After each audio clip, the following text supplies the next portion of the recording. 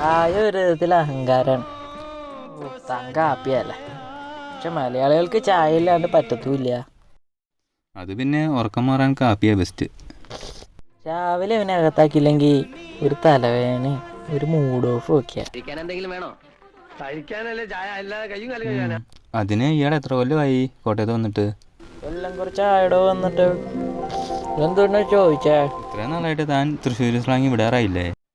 ഏടോ, ഞാൻ തൃശ്ശൂരിൽ നിന്ന് വന്നപ്പോൾ നാട്ടുകാരെയും വീട്ടുകാരെയും കൂട്ടുകാരെയും എല്ലാം വിട്ടിട്ടല്ലേ വന്നത്. സ്ലാങ് മാത്രമല്ലേ എൻ്റെ കൂടെ ഉണ്ടായിരുന്നുള്ളൂ. അല്ല, താൻ കോട്ടയംകാരനല്ലേ? താൻ എന്തുകൊണ്ടാ തൃശ്ശൂർ ഭാഷ സംസാരിക്കണേ? തൻ്റെ കൂടെ കൂടി നിന്റെ കൂടെ കൂടി എനിക്കിപ്പോൾ ഇതേ വരത്തുള്ളൂ. ഓ, താൻ അറബിയുടെ കൂടെ ആണെന്ന് അറബി സംസാരിക്കും.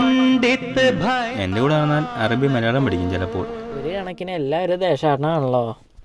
നീ ഈ കുടിക്കുന്ന ചായ പോലും നമ്മുടെ അല്ല. എന്തുട്ടാ ഷാബി, മറ്റുള്ളവർ ഓർഡർ ചെയ്താണോ എനിക്ക് കൊണ്ട് തരുന്നേ?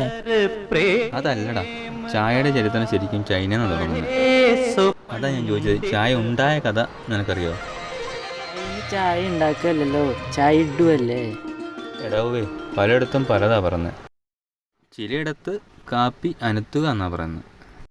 താൻ അനത്തിയത് മതി, താൻ ചായ കുടിച്ചാൽ മതി. ജയ് ഹിന്ദ്.